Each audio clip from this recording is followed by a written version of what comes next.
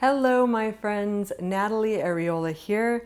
I wanted to take a moment to answer a question that I frequently get from my students, and that is, how do I match my creative vision to my execution? This is actually a slightly more complicated question than it may seem to be on the surface.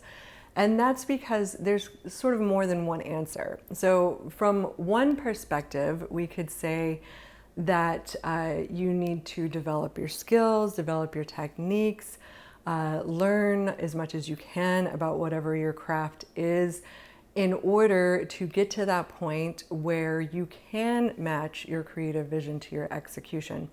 And of course, early on in our creative endeavors, when we're still developing some of the more basic skills that we need, it is going to be much more difficult to do this, right? And so the more advanced we become, the more practice we get, the more experience we get, the better we're going to become at doing that, at matching vision and execution.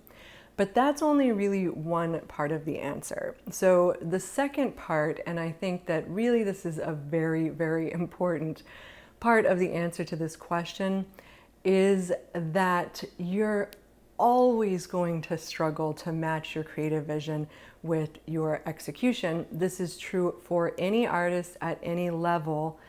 And it's just something that you have to sort of come to terms with. So it actually relates to some pretty philosophical and heavy ideas that people have about the world and how human beings interact with their world.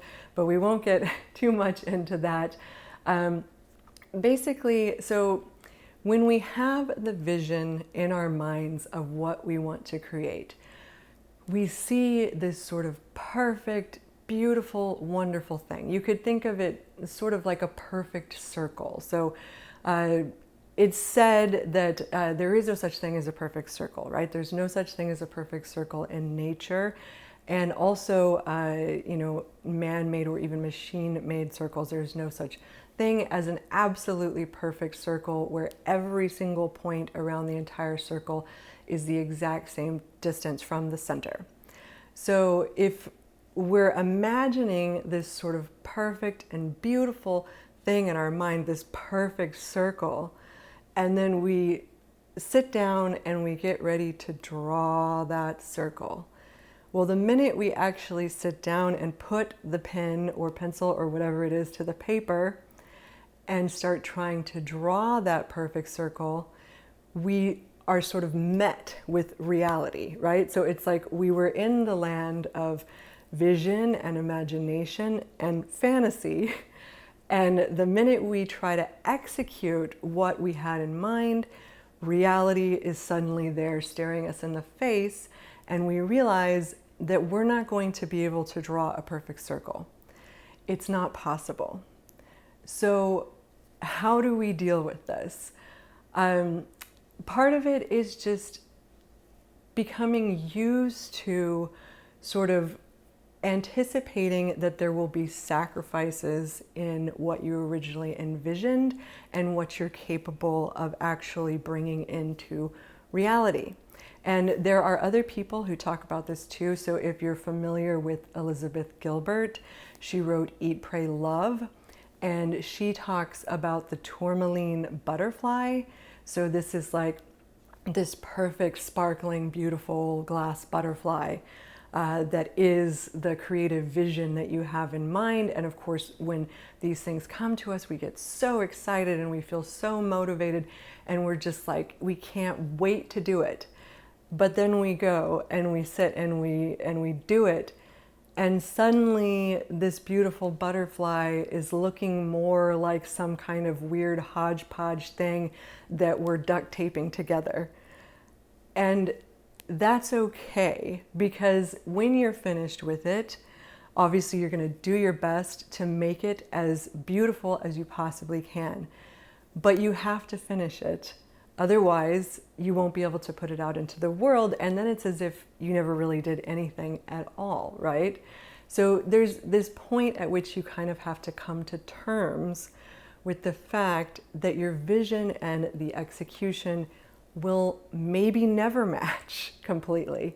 Maybe you'll get to a point where you can get awfully close, but will they ever be a perfect match? Probably not.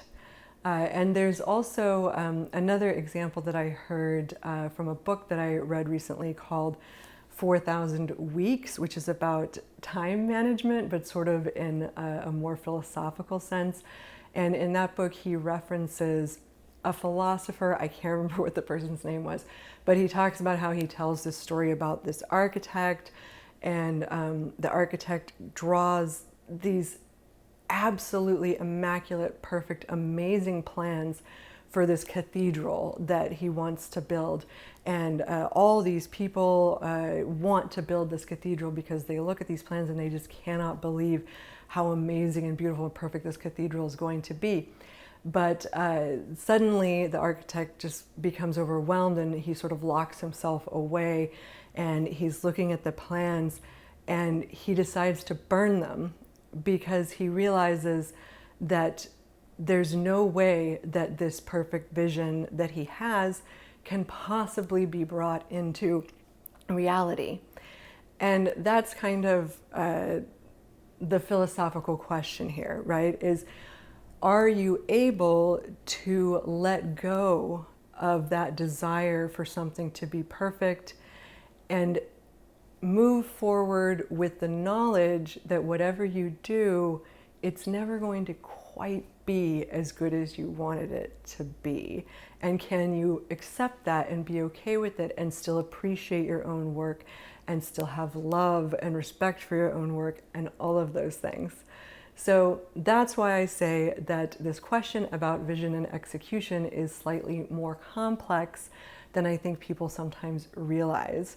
So my advice to you in regard to vision versus execution is do everything that you can to build your skills, be practicing your art all of the time, learning new things, just getting better, growing every step of the way. This never stops. This is something that's a lifelong process. Even master artists are still learning and growing and getting better until, their dying day, essentially. And the more comfortable you become with your way of working, the easier it's going to be for you to kind of let go of that need for things to be perfect and to sort of look at your work and say, it may not be the most perfect cathedral that was ever built, but it's still a beautiful cathedral, and people will come and look at it with a sense of awe.